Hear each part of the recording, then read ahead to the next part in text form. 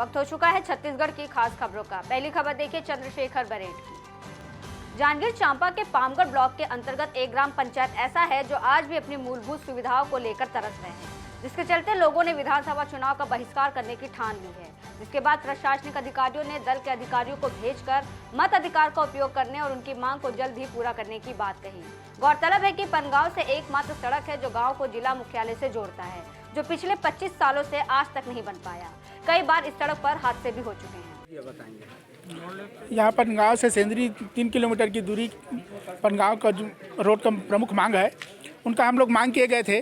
अभी हम लोग को समझाइश देने के लिए तहसीलदार और जो PW के जो अधिकारी हैं, सब इंजीनियर, वो आए थे।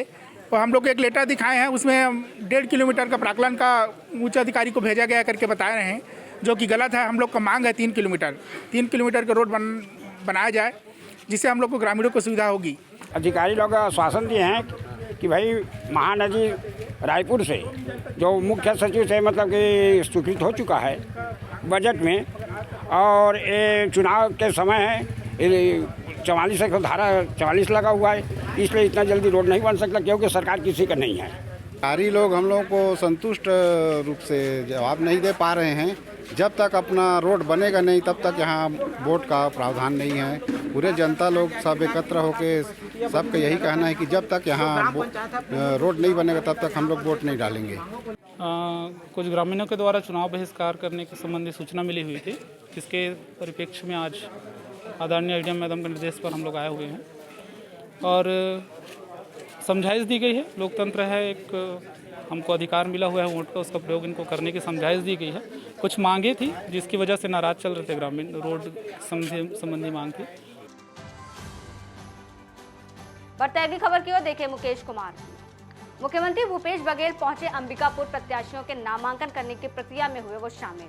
सरगुजा के तीनों विधानसभा के कांग्रेस प्रत्याशियों के साथ कांग्रेस ने शक्ति प्रदर्शन करते हुए रैली निकाली, जिसकी अगुवाई डिप्टी CM TS सिंहदेव ने की।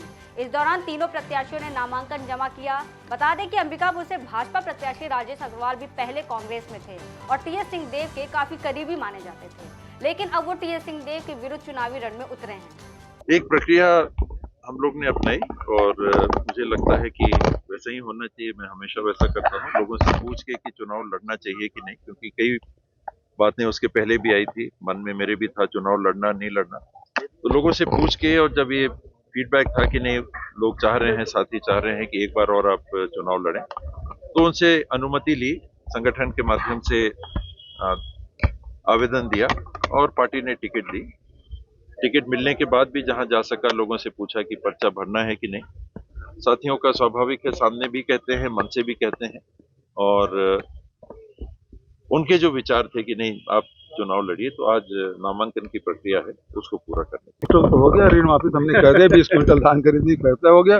राहुल जी ने जाति जनगणना की बात कही और प्रियंका जी ने 17.5 लाख आवास की बात उन्होंने कही, लेकिन भारतीय जनता पार्टी अभी तक चुप है, कुछ बोल नहीं पा रही है।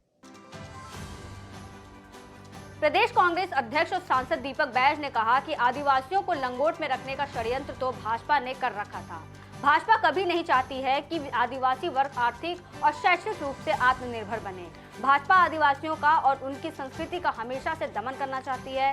भाजपा यदि आदिवासियों का हित चाहती तो अभी तक आदिवासी समाज का आरक्षण बिल 10 महीने से रुका हुआ नहीं होता। कोर्ट ने आदिवासी समाज का आरक्षण 32% से घटाकर 20% कर दिया था।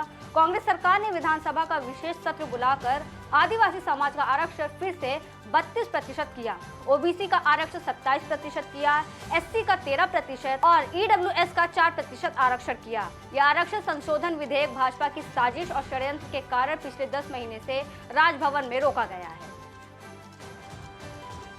मुख्यमंत्री भूपेश बघेल ने आम सभा को संबोधित करते हुए कहा कि भाजपा के 15 साल की सरकार में किसानों की दुर्दशा किसी से भी छिपी नहीं है। कांग्रेस की सरकार ने किसानों को धान का सर्वाधिक दाम दिया, जिससे किसानों की आर्थिक स्थिति लगातार मजबूत हो रही है। कांग्रेस सरकार की कर्ज माफी की घोषणा से भाजपा नेताओं को तकलीफ हो रही है। हमारी सरकार ने पहले भी 9,500 करोड़ रुपए की कर्ज माफी की है और फिर से सरकार में आने पर कर्ज माफी करेंगे। मतलब ये है कि भारतीय जनता पार्टी बखला गई है और राजस्थान में भी बुरी तरह हारने वाले हैं, और इस कारण से हमारे प्रदेशाध्यक्ष हम 12-12 साल पुराना कोई केस है उसको लेके अभी वो उसके यहाँ छापा डालें, इसका मतलब ये डिस्टर्ब करना चाहते हैं। तो ये तो मतलब बौखलाहट है उनकी, उसके अलावा दूसरा कोई हो नहीं सकता। भूपेश सरकार की रीति नीति और दीपक बैज की कार्यशैली से प्रभावित होकर जनता कांग्रेस जे पार्टी छोड़ कांग्रेस का दामन थामा। बता दें, प्रदेश कांग्रेस अध्यक्ष और चित्रकूट विधानसभा प्रत्याशी दीपक बैज के तोकापाल जनसंपर्क के दौरान तोकापाल ब्लॉक अध्यक्ष सोन सिंह सेठिया सहित 200 लोगों ने कांग्रेस का दामन थामा। पीसीसी चीफ दीपक बैज जनसंपर्क और चुनाव प्रचार प्रसार करने पहुंचे। इस दौरान कांग्रेस प्रत्याशी ने जनसंवाद कर कांग्रेस सरकार विचारधारा और योजनाओं से अवगत कराकर कांग्रेस के पक्ष में ज्यादा से ज्यादा वोट देने की अपील की। आगे की प्रमुख खबरें देखिए लाल शाह।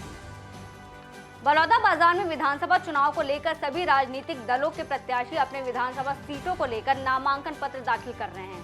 इसी कड़ी में भारतीय शक्ति चेतना पार्टी के तीनों विधानसभा प्रत्याशियों ने नामांकन दर्ज किया, जिसमें बलौदा बाजार से दर्शक जायसवाल, भाटापारा से दयाशंकर निषाद, कसडोल से छवि लाल पैकरा ने नामांकन दाखिल किया है।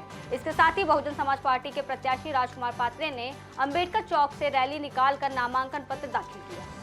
जी, क्योंकि सर्वप्रथम तो मैं सभी मीडिया साथियों का आभार व्यक्त करता हूँ। आपने जैसे कहा कि किस प्रकार की रणनीति रही, आज तक हमने, क्योंकि अभी तक हम उच्च वर्गीय या संपन्न लोगों को ही विधायक बनाते हैं, लेकिन हम चाहते हैं हमारे गरीब तबके के किसान मजदूर के लिए संघर्ष करने वाले पात्र जिनको हम सहयोग करेंगे, क्योंकि हम इसके लिए अपने लोगों तक जमीनी स्तर तक जाएंगे और हमारा उनको जिताने का पूरा प्रयास करेंगे। सबसे देख रहे हैं कि जितनी भी पार्टियाँ आई है, हमारे कसडोल में पूरा नशा का कारोबार अंधेरों से फैला हुआ है, जिसको पूर्ण समाप्त करने के लिए हमारे भारतीय शक्ति चेतना पार्टी में प्रत्याशी में खड़ा हुआ हूँ।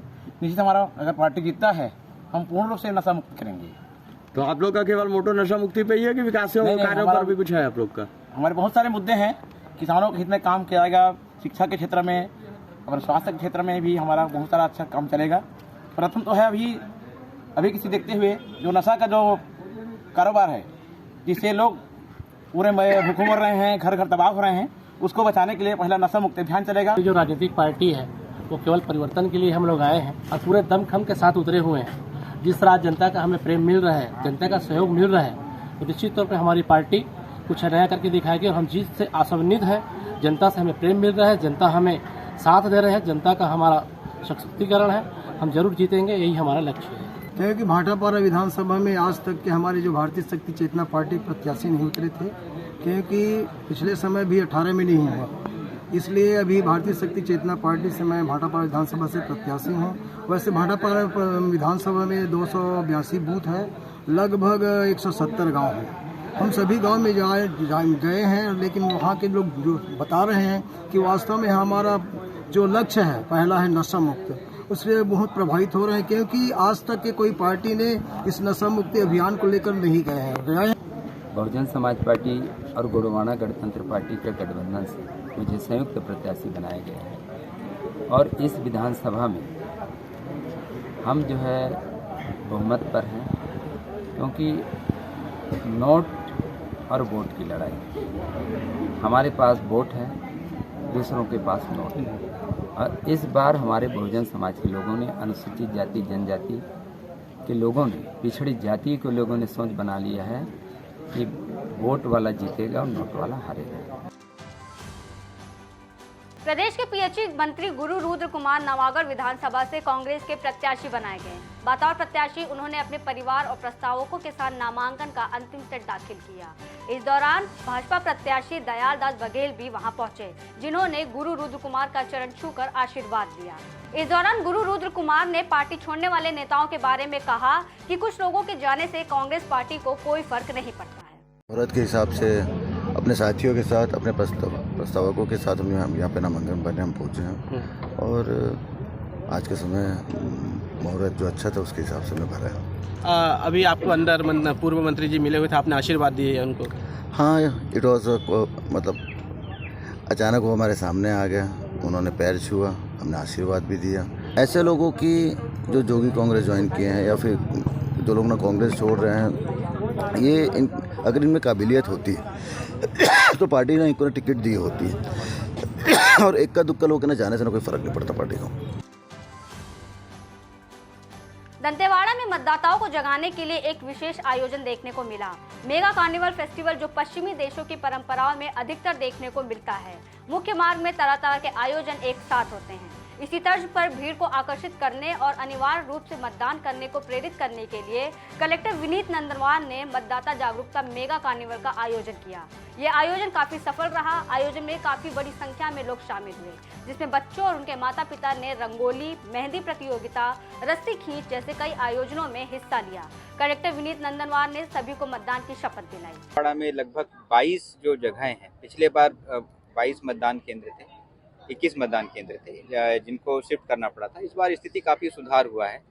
13 ऐसे जगह हैं जहाँ पर जो पुराने थे, जहाँ पर जो वोटर्स हैं अपने ही ग्राम पंचायत, अपने ही क्षेत्र में मतदान करते हैं। इसके अलावा जो एक मतदान के जो बच गए आपके 8 मतदान केंद्र हैं, इसमें उनकी दूरी बहुत कम हुई है। जैसे हांदावाड़ा है तो हांदावाड़ा में पहले 25 किलोमीटर तय करना पड़ता था, वो मतदान केंद्र उनको 12 किलोमीटर में। ऐसे काफ़ी ज़्यादा, क्योंकि संवेदनशील क्षेत्र है, नक्सल प्रभावित क्षेत्र है, तो सुरक्षा की दृष्टि से ये उपाय किए गए हैं। बट 13 जगह पे वापस पुनः ग्राम पंचायत जो पहले शिफ्ट होता था और मतदान कराना, ये एक सुरक्षा लगातार जो है जिले में बढ़ते जा रही है और प्रशासन लगातार लोगों तक पहुंच रहा है, इसका एक प्रतीक है।